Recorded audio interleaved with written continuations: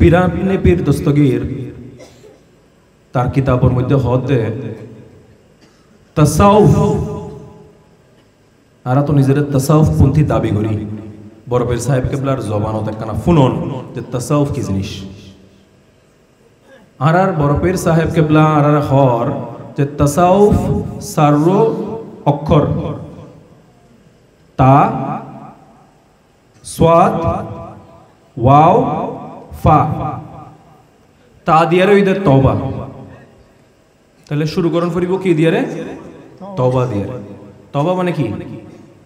ফিরেইউন, হতুন ফিরিয়ে দেয় দুনিয়ার আসক্তি, গুনাহ, পাপ, পঙ্কিলতা, হিংসা, বিদ্বেষ, ঘৃণা, লোভ, লালসা, এই নতুন যদি আরাম তালাক দিয়ে রে ফারে কইয়া রে আল্লাহর রাস্তা ফিরিয়ে ইউনি বের হয়তো তওবা। তাহলে তওবা যদি গরিত পারি আর তাসাউফের রাস্তা শুরুই। সোয়াদ, সোয়াদ দিয়ে সাফা, সাফা মানে সাফ করুন, তসকিয়ায়ে নফস। একখান আগে আলেম সাহেব কই গিয়ে আর শরীরের মধ্যে গঙ্গ আছে, এবারে হয়তো কল্প, ইবে শুদ্ধ হইলে আর দুনিয়াদার এই সমস্ত কিছু শুদ্ধ, আর ইবে ময়লা হইলে আর সমস্ত কিছু খাসরা।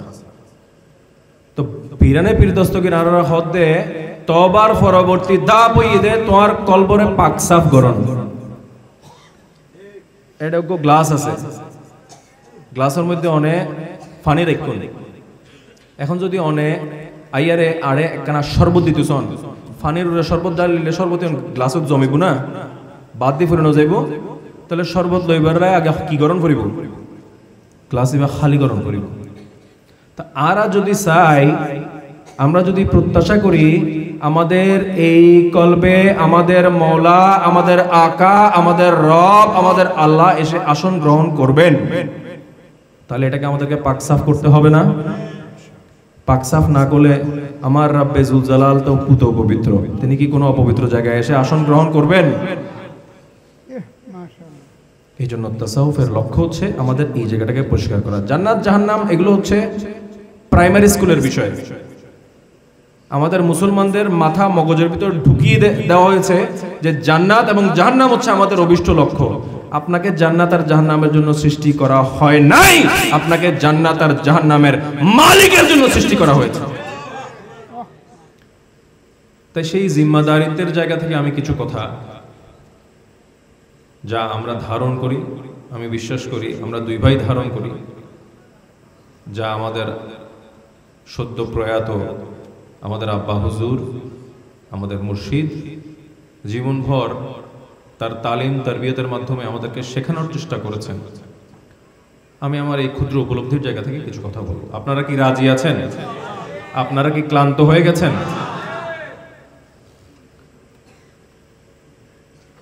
হুজুরে পুনূর সাল্লাল্লাহু আলাইহি ওয়াসাল্লামের স্মরণে এই মাহফিলগুলোর দুইটা দিক আছে। একটা হচ্ছে আনুষ্ঠানিকতা, এটার আয়োজন, এটার স্টেজ ডেকোরেশন, এটার লাইটিং, এটার দাওয়াত, এটার তাবারুক, একটা জাগতিক বিষয় আশয় আছে। এগুলো গুরুত্বপূর্ণ, এগুলো প্রয়োজন, এগুলোর মাধ্যমে সমাজের সৌহার্দ্য বৃদ্ধি পায়, এগুলোর মাধ্যমে সমাজে আল্লাহর রহমত বৃদ্ধি পায়। এই মাহফিলটা আমাদের জন্য রহমত কিনা? একই সাথে এই মাহফিলগুলোর একটা রুহানি দিক আছে।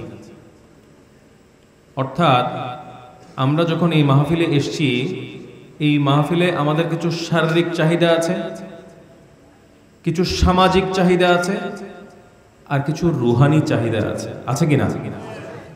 তাই এই মাহফিলগুলোকে আমাদের সবার যার যার অবস্থান থেকে এমনভাবে ডিজাইন করতে হবে, এমনভাবে এই আয়োজনগুলোকে করার চেষ্টা করতে হবে যাতে এই মাহফিল এবং মজলিসগুলো থেকে এসে আমাদের তরুণ প্রজন্ম শুষ্ক হৃদয় নিয়ে আসবে, কিন্তু ইশকে রাসূলের জজবাত নিয়ে বাসায় যাবে। আমরা এই মাহফিলে আসবো, বসবো, আল্লাহর রাসূলের আদব, এহতেরাম, তাজিমের সবক নিয়ে আমরা বাসায় যাব। তাহলে এই মাহফিলগুলোর উদ্দেশ্য সফল হবে। তাহলে এই মাহফিলগুলো আমাদের জন্য জাগতিকভাবে মঙ্গলজনক হওয়ার পাশাপাশি আধ্যাত্মিকভাবে আমাদের জন্য মঙ্গলজনক হবে, ঠিক কিনা? দেখেন, মিলাদুন নবী নিয়ে সমাজে অনেক রকমের বিতর্ক আছে, আছে না? সংশয় আছে, আছে না? চট্টগ্রাম অঞ্চলের বাসিন্দা হিসেবে আমাদের এই অঞ্চলে এগুলো ফিতনা ফেসাদ কম, কিন্তু চট্টগ্রামের বাইরে গেলে শিক্ষিত সমাজ, বিভিন্ন কলেজ, ইউনিভার্সিটি, বিভিন্ন বড় বড় কর্পোরেট কোম্পানি ওয়াহাবি মতাদর্শ, সালাফি মতাদর্শ, আহলে হাদিস মতাদর্শ কতটুকু ভয়াবহভাবে আমাদের সমাজের রন্ধ্রে রন্ধ্রে আমাদের তরুণ প্রজন্মের মন মগজকে করাপ্ট করে ফেলছে, এটা তখন আমরা বুঝতে পারব। রাসূল পাকের উম্মত হিসেবে আমার একজন এই উম্মতের অপর একজন ভাই বোনের প্রতি আমাদের কিছু জিম্মাদারি তো আছে কিনা? তাই মিলাদুন নবী নিয়ে নিশ্চয়ই অনেক আলাপ আলোচনা হয়েছে। আমি কোনো একাডেমিক আলোচনা যাব না, সেই সময়টাও নেই, এবং আমি তার জন্য উপযুক্ত ব্যক্তিও নই। তবে একটা বার একটু মনের কান দিয়ে শোনার চেষ্টা করবেন। আমরা মুসলমান হিসেবে নামাজ পড়ি না? নির্দেশ কার? আল্লাহ কি নামাজ পড়েন? আমরা মুসলমান হিসেবে রোজা রাখি না? নির্দেশ কার? আল্লাহ কি রোজা রাখেন? আমরা মুসলমান হিসেবে হজ করি না? জাকাত দিই না? আল্লাহ পাক কি এগুলো কোনো কিছু করেন? আল্লাহ পাক এগুলো সমস্ত কিছু থেকে পবিত্র। কিন্তু আল্লাহ পাক তার বান্দার প্রতি যত হুকুম আকাম নাজিল করেছেন, প্রতিটি হুকুম আকাম, ফরজ, ওয়াজিব, নফল, সুন্নত শুধুমাত্র বান্দার জন্য, সেটা আল্লাহ পাক করেন না। কারণ আল্লাহ রাব্বে যুল জালাল কিন্তু এই সৃষ্টি জগতের জন্য আল্লাহ পাক এমন একটা আহকাম নাজিল করেছেন যেটা শুধু বান্দাদেরকে করার নির্দেশ দেন নাই, আরশে আজিমে আল্লাহ যুল জালাল তার ফেরেশতা রাজিদেরকে নিয়ে সেই আমল করেন, সেটা হচ্ছে মিলাদুন নবী। আল্লাহ পাক সূরা আহজাবে বলছেন, ইন্নাল্লাহা ওয়া মালাইকাতাহু ইউসাল্লু আলাইনা সাল্লুনা। আমি দুঃখিত, আমার আরবি এবারতে কিছুটা হয়তো ভুল হচ্ছে। মানে আল্লাহ পাক বলছেন, আমি ফেরেশতা রাজিদেরকে নিয়ে আমার নবীর উপর দরুদ ও সালাম পড়ছি। অর্থাৎ কখন থেকে পড়ছেন? কোনো নির্দিষ্ট সময়সীমা আছে? অতীত, বর্তমান, ভবিষ্যৎ। আল্লাহ পাক বলছেন তিনি তার ফেরেশতা রাজিদেরকে নিয়ে তার হাবিবের উপর দরুদ পড়ছেন, সালাম পড়ছেন এবং নির্দেশ দিচ্ছেন, হে ঈমানদারগণ, তোমরাও আমার নবীর প্রতি দরুদ পড়ো এবং এহতেরামের সাথে, সম্মানের সাথে, ইজ্জতের সাথে, আজমতের সাথে সালাম পেশ করো। তাহলে আমরা যে মিলাদুন নবীর মাহফিল আয়োজন করি, এটা শুধু আল্লাহ পাকের নির্দেশ তাই নয়, বরঞ্চ এটা এমন একটা বন্দেগী, এটা এমন একটা আমল, এটা এমন একটা কর্ম যেটা আল্লাহ পাক শুধু নির্দেশ দেন না, আল্লাহ ফেরেশতা রাজিদেরকে নিয়ে নিজেও করেন। তাই মিলাদুন নবীর মাহফিলগুলো আমাদের জন্য অত্যন্ত মূল্যবান। এই মাহফিলগুলো থেকে আমরা এই উম্মতের জন্য সবচেয়ে মূল্যবান উপাদানগুলো আমরা জোগাড় করার চেষ্টা করব। সেটা কি? সেটা হচ্ছে ইশকে মুস্তাফা, সেটা হচ্ছে তাজিমে মুস্তাফা, সেটা হচ্ছে ইতাদে মুস্তাফা। আমার নবীর প্রেম, আমার নবীর আদব এবং আমার নবীর আনুগত্য, এই জিনিসগুলো আমাদের জন্য প্রয়োজন কিনা, এটা একটা ডিফারেন্ট ডিসকাশন। যখন উসমানী সালতানাতের পতন হলো, এর পিছনে একটা শক্তি, বিশেষ করে ইহুদি এবং খ্রিস্টান সম্প্রদায়ের পৃষ্ঠপোষকতায় একটা মিশনারি ফোর্সের বিশাল ভূমিকা ছিল। তাদের ভূমিকাটা কি? আমরা আগেও বিভিন্ন মাহফিলে কথাগুলো বলেছি। আমাদের তরুণ প্রজন্ম এই মেসেজটা গ্রহণ করা এবং অনুধাবন করাটা খুব বেশি জরুরি। একজন মুসলমান হিসেবে আমাদের জীবনে জিহাদ আছে কিনা, আমাদের ভিতরে বাহিরে জিহাদ আছে কিনা। আপনি আপনার শত্রুকে যত ভালোভাবে জানবেন, আপনার যুদ্ধে জয়লাভ করার সম্ভাবনা বাড়বে না কমবে? তাহলে আমাদের শত্রুকে জানার দরকার আছে কিনা, যে শত্রুর বেশ পরে আসছে তাকেও চিনতে হবে যে শত্রুর বেশ পরিত্যাগ করে বন্ধুর বেশ ধরে আসছে তাকেও চিনতে হবে, ঠিক কিনা? তাই এই যে ওসমানী সালতানাত যখন সমগ্র বিশ্বে মুসলিম সাম্রাজ্য প্রতিষ্ঠা করলো, যখন ইহুদি খ্রিস্টানরা গবেষণা করে দেখলো এই যে মুসলমানদের এইরকম সব দিকে জয় জয়কার হওয়ার কারণ কি, তখন তারা দেখলো গবেষণা করে যে মুসলমানদের মধ্যে 3টা উপাদান তাদেরকে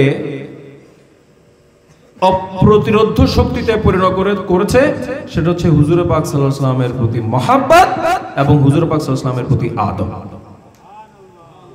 তারা একটা আলেম সম্প্রদায় সৃষ্টি করলো, তাদেরকে মুসলমানদের লেবাস দেওয়া হলো, তাদের দাড়ি বড় করা হলো, তাদের কপালে দাগ সৃষ্টি করা হলো, তাদেরকে কোরআনের তালিম দেওয়া হলো, তাদেরকে হাদিসের তালিম দেওয়া হলো, তাদেরকে এই পৃথিবীর বিভিন্ন রাষ্ট্রে রাষ্ট্রে সমাজে ছড়িয়ে দেওয়া হলো এবং তাদেরকে এজেন্ডা দেওয়া হলো, তাদের পিছনে lakh lakh petro dollar invest করা হলো, তাদেরকে বলা হলো তোমাদের সমস্ত জাগতিক প্রয়োজন পূরণ করা হবে, তোমরা গিয়ে কোরআনের কথা বলবা, তোমরা গিয়ে হাদিসের কথা বলবা, তোমরা গিয়ে নামাজের কথা বলবা, তোমরা গিয়ে রোজার কথা বলবা, তোমরা গিয়ে মা বাবার হকের কথা বলবা, তোমরা গিয়ে সুন্দর সুন্দর ধর্মের বাণীর কথা বলবা, কিন্তু তোমাদের একটাই লক্ষ্য এবং উদ্দেশ্য আল্লাহর রাসূলের উম্মতের অন্তর থেকে আদব এবং ইশকে মুস্তাফার জজবাতকে ধ্বংস করে দিতে হবে।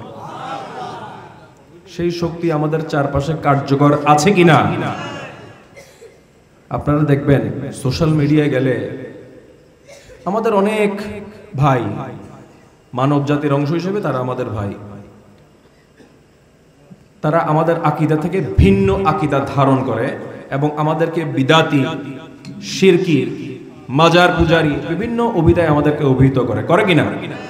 দেখবেন তারা সব কিছুতে খুব পারদর্শী, খুব সুন্দর তারা নামাজের কথা বলবে, ওজুর নিয়মের কথা বলবে, হজের বিভিন্ন আহকাম নিয়ে তারা ট্রেনিং করাবে, তারা মা বাবার হকের কথা বলবে, তারা স্ত্রীর হকের কথা বলবে, তারা সন্তানের কথা বলবে, যুগোপযোগী আকর্ষণীয় বক্তব্যের মাধ্যমে তারা তরুণ প্রজন্মকে ইসলামের কথা বলবে, কিন্তু তাদের মধ্যে একটা জিনিসের ঘাটতি, সেটা হচ্ছে আল্লাহর রাসূলের আদব, আল্লাহর রাসূলের মহব্বত। আপনার শরীরে চোখ, নাক, কান, হাত, পা সবকিছু আছে, সবকিছু আমাদের জন্য জরুরি না, দরকারি না, কিন্তু আপনার কালকে হার্টটা বন্ধ হয়ে গেল, আপনার এই হাত, পা, চোখ, নাক, কান কোনো মূল্য আছে?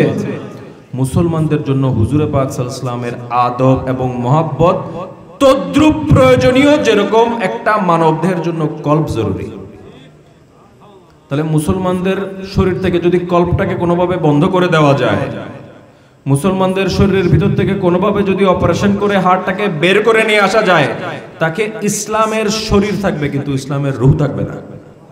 আজকে সমগ্র বিশ্বের দিকে যদি আমরা তাকাই, মুসলিম উম্মার মধ্যে এই দৃশ্যটা আমরা দেখি কিনা?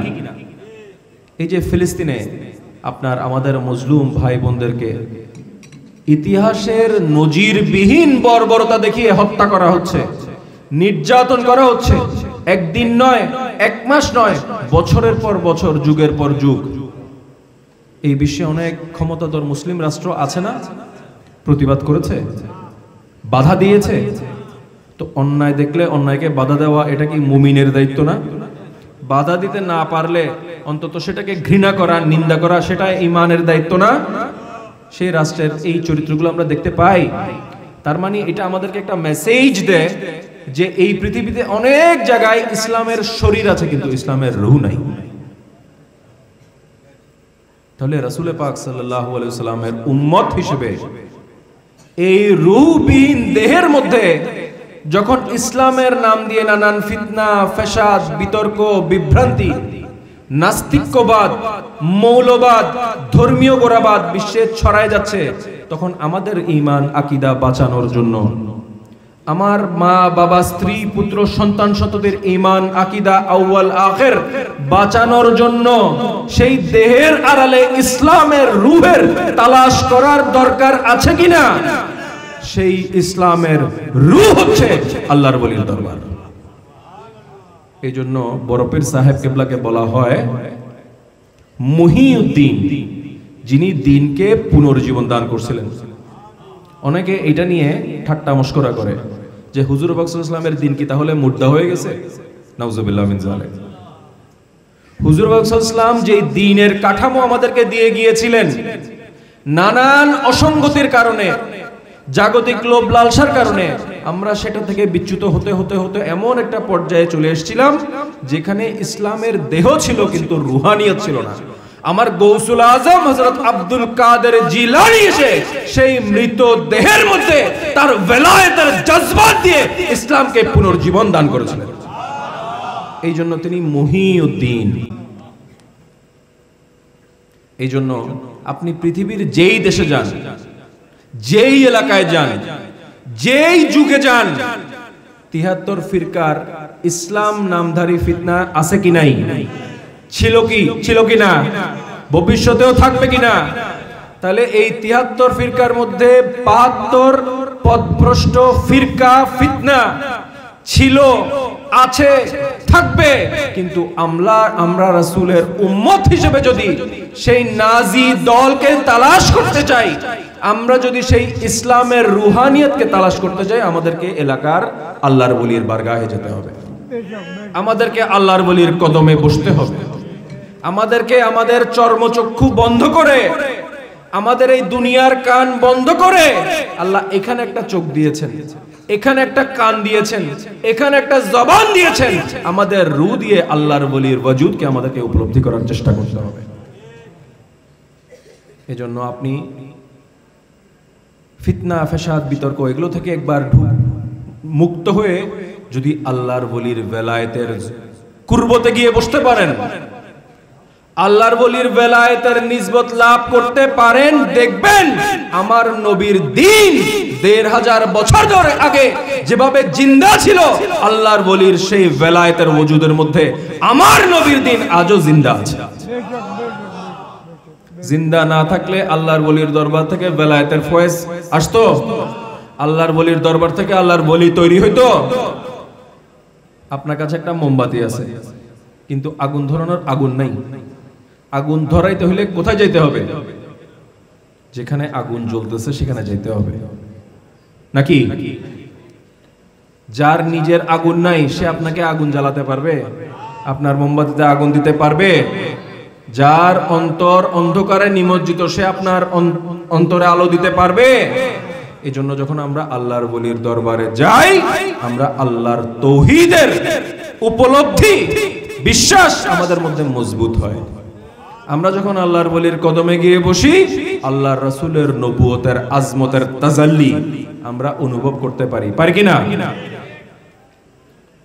তাই আউলিয়ায়ে কেরামগণ হচ্ছেন আমাদের জন্য এই একবিংশ শতকে এই ৭২ ফিরকার যেই আগুনের দাবানল আমাদের দিকে সমাজের রন্ধ্রে রন্ধ্রে ছড়িয়ে গেছে, আমরা যদি আমাদের ঈমান, আকীদা, আখলাক, আউয়াল আখির আমরা রক্ষা করতে চাই, যে কোনো মূল্যে আমাদেরকে একজন আল্লাহর উলিল আমরের সাথে সংযোগ স্থাপন করতে হবে। আপনি কাদেরিয়া তরিকার অনুসারী, আপনাকে কাদেরিয়া তরিকার নিসবত ধারণ করার চেষ্টা করতে হবে।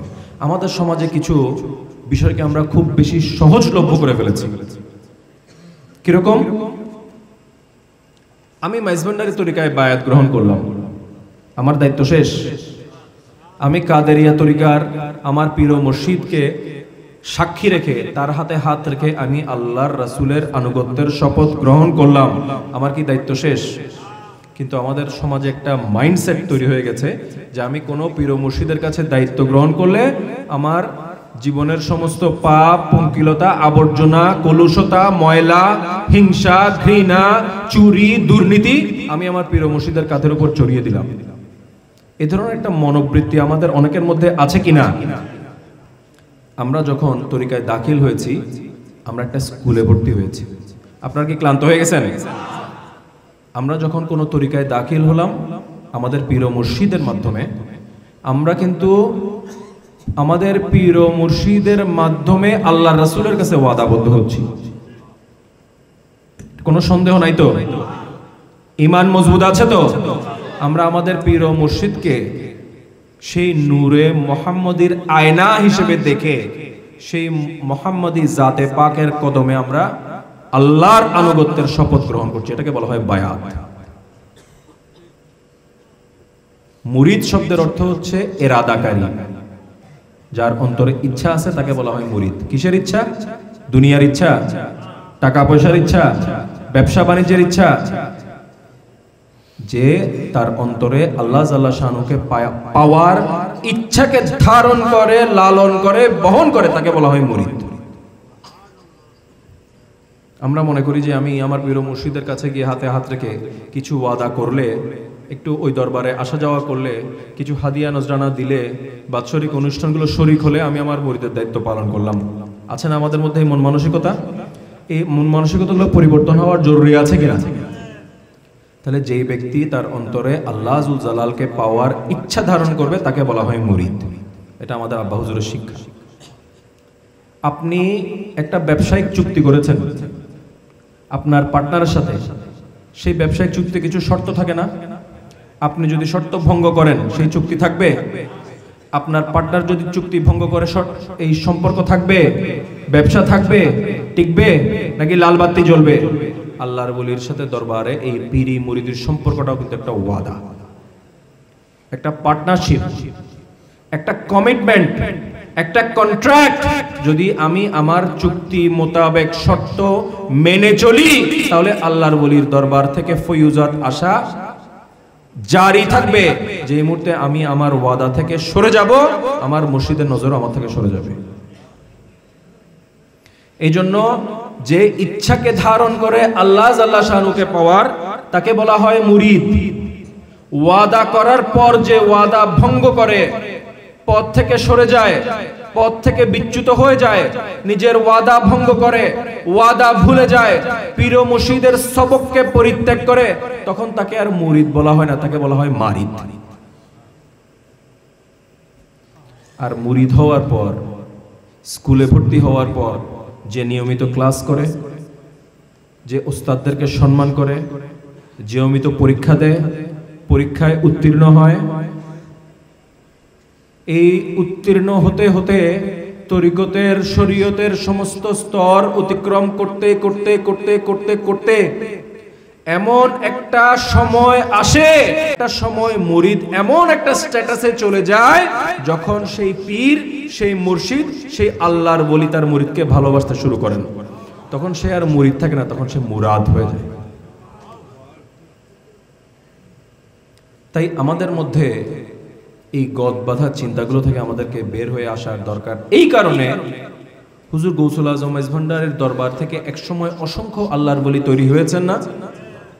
হযরত ওসির রহমান আল ফারুকী চরণদ্বীপী, কাজী আসাদ আলী সাহেব কেবলা, হযরত আব্দুল কুদ্দুস হাওলাপুরী, হযরত আমিরুজ্জামান শাহ, হযরত আমিনুল হক ফরহাদাবাদী, হযরত আব্দুল গনি কাঞ্চনপুরী, হযরত আমিনুল হক পানিশা, অসংখ্য আল্লাহর ওলি তৈরি হয়েছেন না?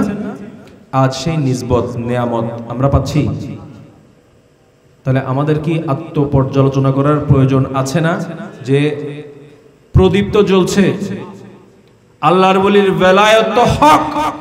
হুজুর গৌসুল আজম মেজভান্ডারী তো প্রতিশ্রুতি দিয়েছেন যে কেহ আমার সাহায্য প্রার্থনা করবে, আমি তাকে উন্মুক্ত অবারিত সাহায্য করব, এবং আমার গৌসিয়ত সিলসিলা, আমার এই গৌসিয়ত সরকারের এই ধারা, এই রীতি, এই রেওয়াজ, এই প্রথা দুনিয়া কবর হাসর পর্যন্ত জারি থাকবে।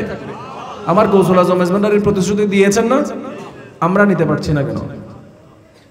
তার মানে আমাদের প্রচেষ্টার মধ্যে কোথাও গলদ হচ্ছে, আমাদের প্রচেষ্টার মধ্যে কোথাও ভুল হচ্ছে। তাই প্রিয় হাজারান, দরবারের একজন খাদেম হিসেবে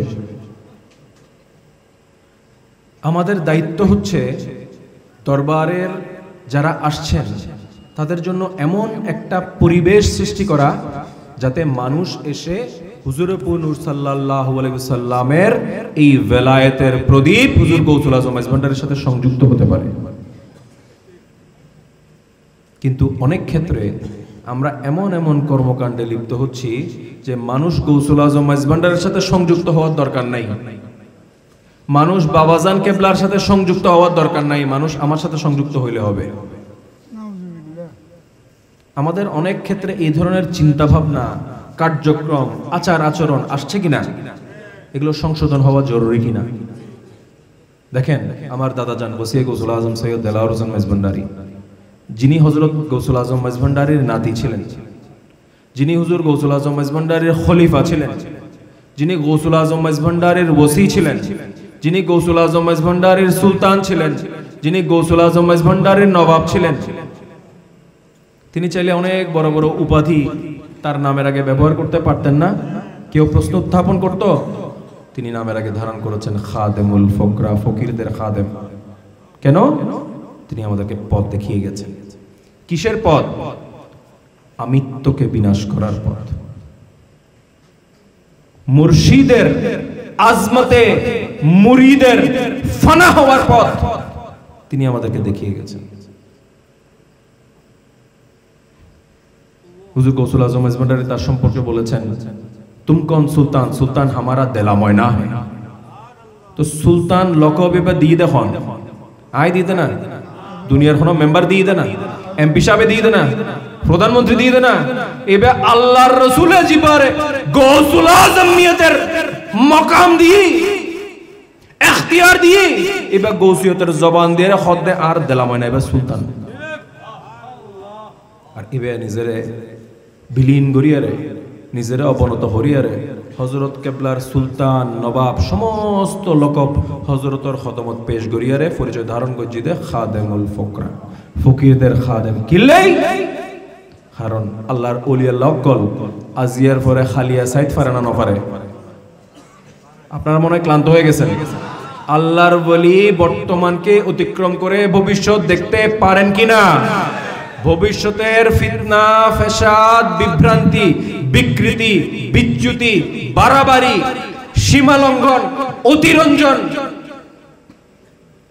আমিত্বের লালন, আমিত্বের প্র্যাকটিস, এগুলো ওসিয়ে গৌসুল আজম মেজভান্ডারী, গৌসুল আজম মেজভান্ডারীর প্রদত্ত বেলায়েতের নজর দিয়ে দেখতে পেয়েছিলেন যে এই ফিতনাগুলো বর্তমান জামানায় মেজভান্ডারী ঘরানার আশেক, অনুসারী, মুরিদদেরকে এমন ভাবে গ্রাস করে ফেলবে যে তারা গৌসুল আজম মেজভান্ডারীর নিসবত থেকে বিচ্ছিন্ন হয়ে যাবে, তারা বাবাজান কেবলার নিসবত থেকে বিচ্ছিন্ন হয়ে যাবে। এই জন্য ওসিয়ে গৌসুল আজম মেজভান্ডারী নিজেরে দাফন করিয়ারে হইদার মাজার নগজ্য আর ওরস নগজ্য আর এখনো বড় বড় লকবে অভিত নগজ্য। কিল্লাই কারণ এবার রাস্তা বানাই দি গিয়ে নিজেরে দাফন করিয়ারে এবার রাস্তা দেখাই গিয়ে আল্লাহর বলির নিসবতর শর্ত হইতে নিজেরে বিলীন করি দন। আজিয়া যদি আরা ওসিয়ে গৌসুল আজম মেজভান্ডারীর উসুলের উপরে থাকতে থাকতাম, আজিয়া যদি ওসিয়ে গৌসুল আজম মেজভান্ডারীর আখলাক আরা ধারণ করি থাকতাম, আজিয়া মেজভান্ডার দরবার শরীফের মিকে আঙ্গুল তুরিবার হেসিয়ত কেউ তো নইতো না।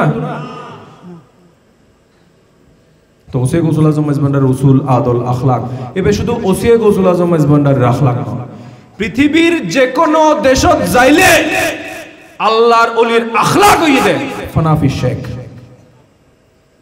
হুজুর ঠিক আছে না? ফানাফি শেখ আর পরবর্তী মোকাম হইতে ফানাফির রাসূল, আল্লাহর রাসূলের খদমত ফানা ফাইবাল্লাই এর পূর্ব শর্ত হইতে ফানাফি শেখ। অনে 10 তলা তুড়িবেন, 1 তলা 2 তলা 3 তলা বাদ দিয়ে লাভ দিয়ে ফাল দিয়ে 10 তলা উড়তে পারবেন না। তো ফানাফি শেখর মোকাম আরা হাসিল করি নভেলে আরা ফানাফির রাসূল পাইম না, ফানাফির রাসূল নভেলে আরা ফানাফিল্লাহ পাইম না, ফানাফিল্লাহ নভেলে বাকাবিল্লাহ পাইম না।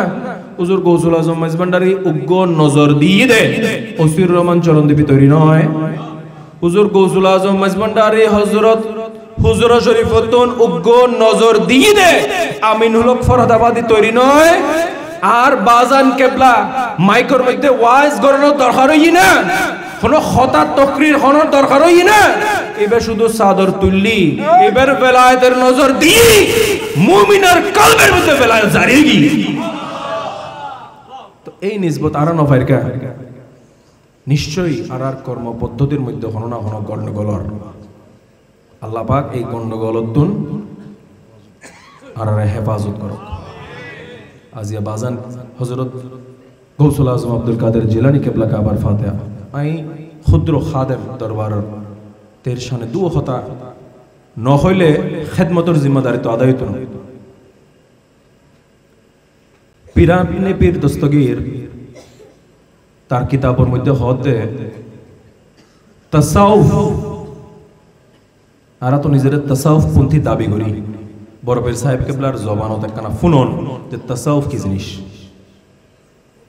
আর বড় পীর সাহেব কেবলা আর হর যে তাসাউফ সার্র অক্ষর তা সাদ ওয়াও ফা তা দিয়ে রইদে তওবা। তাহলে শুরু করুন ফরিব কি দিয়ে রে? তওবা দিয়ে। তওবা মানে কি? ফিরেইউন, হতুন ফিরে যাবে যায় দুনিয়ার আসক্তি, গুনাহ, পাপ, পঙ্কিলতা, হিংসা, বিদ্বেষ, ঘৃণা, লোভ, লালসা, এই নতুন যদি আরাব তালাক দিয়ে রে ফারে কইয়া রে আল্লাহর রাস্তাত ফিরিয়ে ইউনি বের হইতে তওবা। তাহলে তওবা যদি গরিত পারি আর তাসাউফের রাস্তা শুরু হই। সোয়াদ, সোয়াদ দিয়ে সাফা, সাফা মানে সাফ করুন, তসকিয়ায়ে নফস। একখান আগে আলেম সাহেব কই গিয়ে আর শরীরের মধ্যে গঙ্গ আছে, এবারে হয়তো কল্প, ইবে শুদ্ধ হইলে আর দুনিয়াদারি সমস্ত কিছু শুদ্ধ, আর ইবে ময়লা হইলে আর সমস্ত কিছু খাসরা। তো পিরানে পীর দস্তগীর আর হদ দে তওবার পরবর্তী দাপ হই দে তোমার কলবরে পাক সাফ করুন। এটা গ্লাস আছে, গ্লাসের মধ্যে অনেক পানি রাখুন। এখন যদি অনেক আইয়ারে আড়ে একখানা শরবত দিতেছন, পানির উড়ে শরবত ডালিলে শরবত গ্লাসত জমিব না, বাদ দিয়ে ফুরানো যাইব। তাহলে শরবত লইবার আগে কি গরম করিব? গ্লাস এবার খালি গরম করিব। তা আরা যদি চাই, আমরা যদি প্রত্যাশা করি আমাদের এই কলবে আমাদের মওলা, আমাদের আকা, আমাদের রব, আমাদের আল্লাহ এসে আসন গ্রহণ করবেন, তাহলে এটাকে আমাদেরকে পাকসাফ করতে হবে না? পাকসাফ না করলে আমার রাব্বে জুল জালাল তো পুত পবিত্র, তিনি কি কোনো অপবিত্র জায়গায় এসে আসন গ্রহণ করবেন? এই জন্য তাসাউফের লক্ষ্য হচ্ছে আমাদের এই জায়গাটাকে পরিষ্কার করা। জান্নাত জাহান্নাম এগুলো হচ্ছে প্রাইমারি স্কুলের বিষয়। আমাদের মুসলমানদের মাথা মগজের ভিতর ঢুকিয়ে দেওয়া হয়েছে যে জান্নাত এবং জাহান্নাম হচ্ছে আমাদের অভিষ্ট লক্ষ্য। আপনাকে জান্নাত আর জাহান্নামের জন্য সৃষ্টি করা হয় নাই, আপনাকে জান্নাত আর জাহান্নামের মালিকের জন্য সৃষ্টি করা হয়েছে। হযরত ঈসা আলাইহিস সালাম একবার সফর করছিলেন, একটা গ্রুপ আল্লাহর ইবাদত করছিল। এটা বেলায়েতে মুতলাকায় আমার দাদা জানে জিনিসটা এনসেন। তুমি জিজ্ঞেস করছো তোমরা আল্লাহর ইবাদত কেন করো? তারা বলছে আমরা জাহান্নামকে ভয় পাই এবং আমরা জান্নাতে দাখিল হতে চাই, সেজন্য আমরা আল্লাহর ইবাদত করি। উনি বলছেন ঠিক আছে, আল্লাহর উপর তোমাদের হক আছে, তোমরা করো।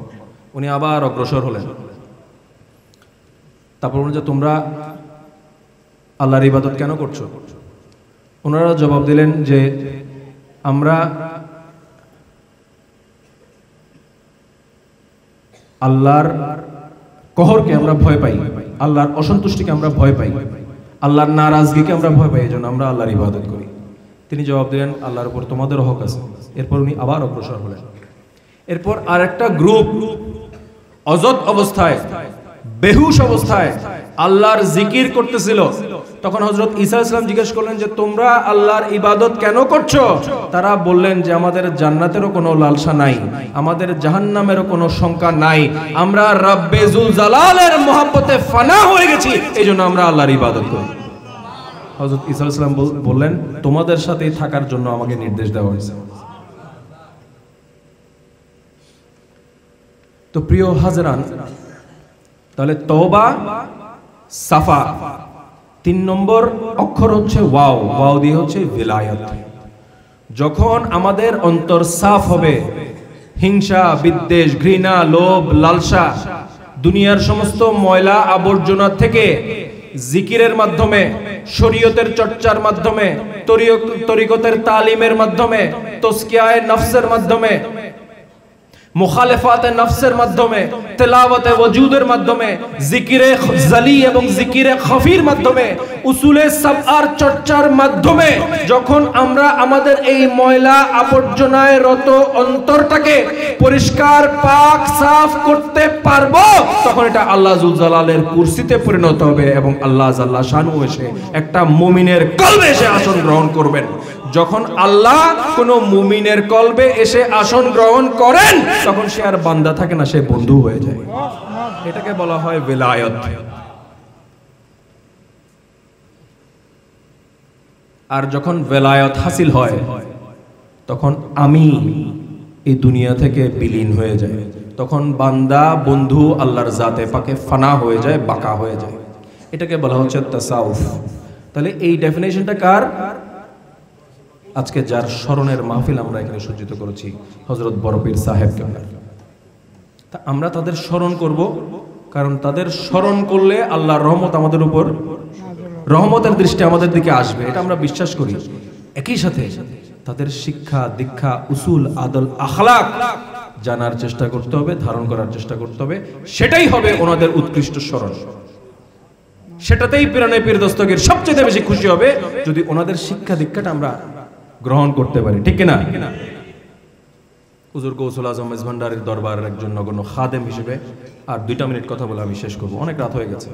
হুজুর গৌসুল আজম মেজভান্ডারীও আমাদেরকে এই ময়লা আবর্জনায় এই অন্তরটাকে পাক সাফ করার জন্য একটা উসুল দিয়ে গেছেন, সেটা হচ্ছে উসুলে সাবআ, সপ্ত পদ্ধতি। 7টা উসুল তিনি দিয়ে গেছেন। কিসের উসুল? এই অন্তরটাকে সাফ করার উসুল। এই উসুলে সাবআটা বেলায়েতে মুতলাকা গ্রন্থে এবং আমিনুল হক ফরহাদাবাদী হুজুর তার কিতাবের মধ্যে বর্ণনা করেছেন। যেহেতু হযরত কেবলা কোনো কিতাব লিখে যান নাই, আমি কি উসুলে সাফা সম্পর্কে 2টা কথা বলবো আপনাদেরকে। এই উসুলে সাফা ওসিয়ে গৌসুল আজম মেজভান্ডারী বলতেছেন যে এই যে 21শ শতাব্দীতে এই উসুলে সাবআ, এটা হচ্ছে হুজুর গৌসুল আজম মেজভান্ডারীর গৌসিয়তের নিদর্শন। এই উসুলকে 2টা ভাগে ভাগ করা হয়েছে, ফানায়ে সালাসা, মওতে আরবা। ফানা মানে হচ্ছে বিনাশ, সালাসা মানে হচ্ছে 3। তাহলে বিনাশ করার 3 প্রক্রিয়া। কি বিনাশ? আমাদের রিপুর বিনাশ। আপনারা মনে হয় ক্লান্ত হয়ে গেছেন। প্রথম ফানা হচ্ছে ফানা আনিল খালক, গায়রুল্লাহর প্রতি তাওয়াক্কুল করা, গায়রুল্লাহ থেকে প্রত্যাশা করা, গায়রুল্লাহর উপর নির্ভরশীল হওয়া, গায়রুল্লাহ থেকে কোনো সাহায্য, সহযোগিতা, আশ্রয়, প্রত্যাশা, এই প্রত্যাশা থেকে মুক্ত হওয়ার নাম হচ্ছে ফানা আনিল খালক। হুজুর গৌসুল আজম মেজভান্ডারী বলছেন কোনো গায়রুল্লাহর উপর নির্ভর করা যাবে, দুনিয়া থেকে কোনো প্রত্যাশা করা যাবে, কারো কাছ থেকে কোনো সাহায্য সহযোগিতা প্রত্যাশা করা যাবে। আমরা মুসলমান হিসেবে বিশ্বাস করি আল্লাহ যুল জালাল, তার হাবিব, তার আহলুল বাইত এবং তার আউলিয়ায়ে কেরামগণ আমাদের জন্য যথেষ্ট। তাহলে আমরা নির্ভর করব আল্লাহ যুল জালাল এবং তার প্রশাসনের উপর। আউলিয়ায়ে কেরামগণ আল্লাহর প্রশাসনের প্রশাসনিক কর্মকর্তা, এই বিশ্বাস আমাদের মজবুত আছে তো? আপনার এলাকায় যখন ইলেকট্রিসিটির লাইন লাগবে, আপনি দরখাস্ত কি বিদ্যুৎ মন্ত্রণালয় বরাবর করবেন নাকি আপনার লোকাল বিদ্যুৎ অফিসে করবেন? তাই না? লোকাল বিদ্যুৎ অফিস হচ্ছে সরকারের প্রতিনিধি। আপনি এখানে দরখাস্ত করলে এটা সরকারের কাছে চলে যাবে। একইভাবে আল্লাহর উলিল আমরগণ, আল্লাহর নবীর নায়েবগণ, আউলিয়ায়ে কেরামগণের দরবারের চৌকাঠ হচ্ছে আল্লাহর রাসূলের প্রশাসনের দপ্তর। আমরা যখন কোনো দরখাস্ত রাখি সেটা আল্লাহর বারগাহে পৌঁছে যায়। এই জন্য আমরা কোনো দুনিয়াবি শক্তি, ব্যক্তি, গোষ্ঠীর প্রত্যাশা আমাদের অন্তরে স্থান দিব। এটা হচ্ছে মেজভান্ডারী তরিকার নির্যাস। উসুলে সাবার প্রথম উসুল ফানা আনিল খালক। 2 নম্বর হচ্ছে ফানা আনিল হাওয়া। হাওয়া অর্থ হচ্ছে অনর্থক, অনর্থক কথা, অনর্থক কাজ, অনর্থক খাওয়া, অনর্থক ঘুম। যে কাজে আপনার শারীরিক, মানসিক, আধ্যাত্মিক, আর্থিক কোনো উপকার নাই, সেই কাজকে পরিত্যাগ করা। কোনো শারীরিক উপকার নাই, মানসিক উপকার নাই, অর্থনৈতিক উপকার নাই, আধ্যাত্মিক উপকার নাই, সেই কাজকে আমরা তরক করব। বাদ দিব, এটা হচ্ছে একটা তাকওয়ার একটা পর্যায়। এটাকে বলা হচ্ছে ফানা আনিল হাওয়া। 3 নম্বর ফানা আনিল ইরাদা। আমার অন্তরে ইচ্ছা হয়েছে যে আমি একটা ফ্ল্যাট কিনবো, আমার অন্তরে ইচ্ছা হয়েছে একটা গাড়ি কিনবো, আমার অন্তরে ইচ্ছা হয়েছে আমাদের দুনিয়াবি প্রয়োজন হাজত মকসুদ আছে না। মাইজ ভান্ডারের তরিকা বলতেছে উচ্চাবিলাসী হয়েও না, উচ্চাকাঙ্ক্ষী হয়েও না। কোনো ইচ্ছা তোমার অন্তরে আসছে এটা খারাপ নয়, তোমার ইচ্ছাটাকে তুমি আল্লাহর কদমে সুপর্দ করে দাও, আল্লাহর ইরাদার কাছে তুমি সমর্পণ করে দাও। কারণ তোমার জন্য কি মঙ্গল এটা তুমি না জানলেও তোমার রব জানে। তুমি যেটা চাইছো সেটা যদি আল্লাহ তোমাকে দিয়ে দেয় তাহলে তুমি কম পাইলা।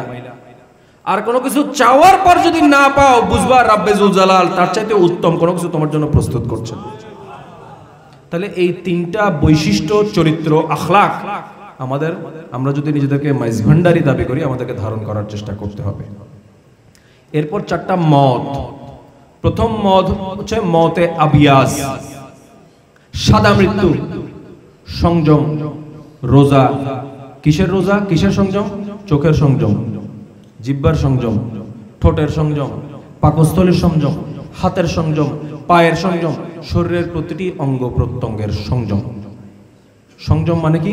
আল্লাহ যে কাজগুলো অপছন্দ করে সেগুলো থেকে নিজের অঙ্গ প্রত্যঙ্গকে মুক্ত রাখা, পবিত্র রাখা, এটাই হচ্ছে রোজার হাকিকত। এর জন্য গৌসুল আজম মাইজ ভান্ডারী বলছেন যে আমার সন্তানরা 12 মাস রোজা রাখে। অর্থাৎ মাইজ ভান্ডারী তরিকার অনুসারীদেরকে সংযমী হতে হবে।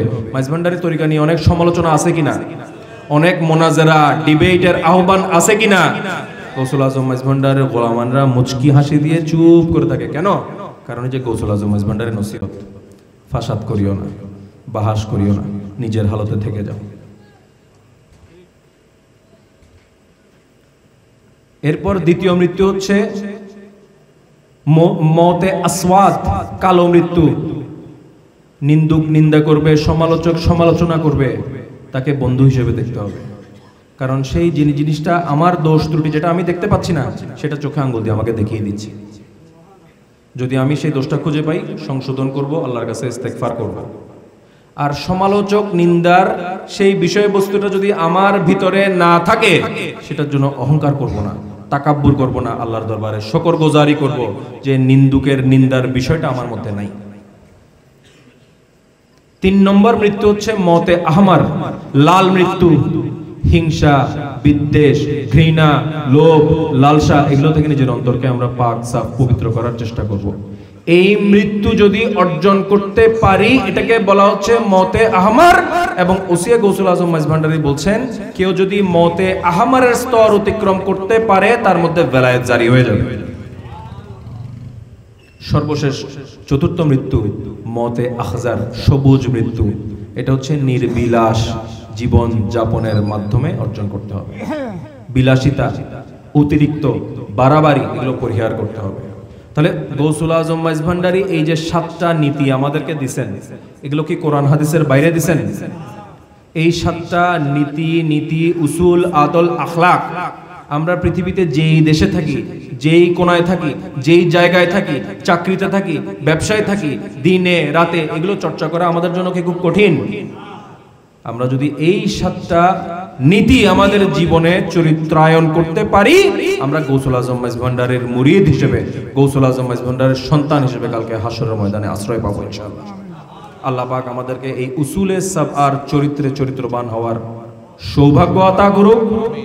আমাদের অন্তরের অন্ধকারকে, গুমরাহির অন্ধকারকে হুজুর গৌসুল আজম মাইজ ভান্ডারীর গৌসিয়তের নেয়ামত দিয়ে মুনাওয়ার করে সমস্ত অন্ধকার দূর করে দিক, যাতে আমাদের দুনিয়া, কবর, হাশর, আউয়াল, আখির, জাহির, বাতিন গৌসুল আজম মাইজ ভান্ডারীর বেলায়েতের নূরে আলোকিত হয়ে যাবে এবং গৌসুল আজম মাইজ ভান্ডারীর তরিকতের খাদেম হিসেবে, গোলাম হিসেবে, এই দরবারের শরাফতের দারওয়ান হিসেবে, এই শরাফতের বাইরের থেকে যারা আক্রমণ করতেছে এবং এই দরবারের নাম ব্যবহার করে, খলিফা নাম ব্যবহার করে, শাহজাদা নাম ব্যবহার করে, মুরিদ মুহিব্বার নাম ব্যবহার করে গৌসুল আজম মাইজভান্ডারি, বাবাজান কেবলায়ে কাবা এবং ওনাদের পরবর্তীতে যারা আমাদেরকে মাইজভান্ডারি তরিকার নিজাম দিয়ে গেছেন, তাদের উসুল আদর্শের অপব্যবহার করে তরিকতের এই পবিত্র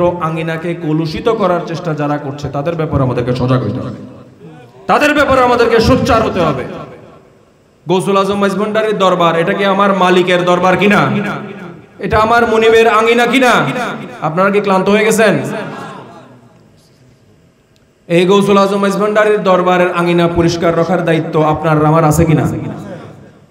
আল্লাহ পাক আমাদের প্রত্যেককে যার যার জায়গা থেকে তরিকতের দায়িত্বশীল, জিম্মাদার, খেদমতগার হিসেবে কবুল করুক এবং এই তরিকত জগতের বিষাক্ত দুই বিষধর সাপ, আমিত্ব, অহমিকা, এই বেয়াদবির নামক বিষধর সাপের ছবল থেকে আমাদের ঈমান আকীদাকে রক্ষা করে গৌসুল আজম মেজভান্ডারির ভেলায়েতের ছায়া নিচে আশ্রয় দান করুন। আমি দরবারে পাকের পক্ষ থেকে আমার দাদা জান ওসি গৌসুল আজম মেজভান্ডারি শাহ সুফি সৈয়দ দেলাওয়ার হোসেন মেজভান্ডারি কেবলায়ে কাবার প্রতিষ্ঠিত আঞ্জুমানে মুত্তাবিঈনে গাউসে মেজভান্ডারি সংগঠনের পক্ষ থেকে একটি ছোট্ট দাওয়াত দিয়ে আমার বক্তব্য শেষ করব। আপনারা জানেন আমাদের আব্বা হুজুর, আমাদের পীর মুর্শিদ গত 27শে মুহররম 23শে জুলাই জাগতিকভাবে আমাদের থেকে বিদায় নিয়ে গেছেন। আঞ্জুমানে মুত্তাবিঈনে গাউসে মেজভান্ডারি সংগঠন আগামী 6 ডিসেম্বর শনিবার চট্টগ্রাম শহরের ইঞ্জিনিয়ার্স ইনস্টিটিউট হলে তার পবিত্র স্মৃতির স্মরণে একটি স্মরণ সভার আয়োজনের উদ্যোগ গ্রহণ করেছে। সময় বাদ আসর আমি দরবারের পক্ষ থেকে, আমার বড় ভাইজান মুনতাজিম জিম্মাদার ও সজ্জাদান শিনে দরবারের পক্ষ থেকে এবং আঞ্জুমানে মুত্তাবিঈনে গাউসে মেজভান্ডারির পক্ষ থেকে আপনাদের সকলকে সেই অনুষ্ঠানের আমন্ত্রণ জানাচ্ছি। আজকের এই মাহফিল যারা আয়োজন করেছেন, যারা দীর্ঘক্ষণ শৃঙ্খলার সাথে বসে এই মাহফিলকে সাফল্যমণ্ডিত করেছেন, সম্মানিত উলামায়ে কেরাম যাদের মূল্যবান তকরির আমাদেরকে সমৃদ্ধ করেছে, আপনাদের সকলের প্রতি বিনম্র কৃতজ্ঞতা এবং আমার জন্য, আমার পরিবারের জন্য দোয়ার আর্জি জানিয়ে আমার বক্তব্য শেষ করছি। আসসালামু আলাইকুম ওয়া রাহমাতুল্লাহি ওয়া বারাকাতুহু।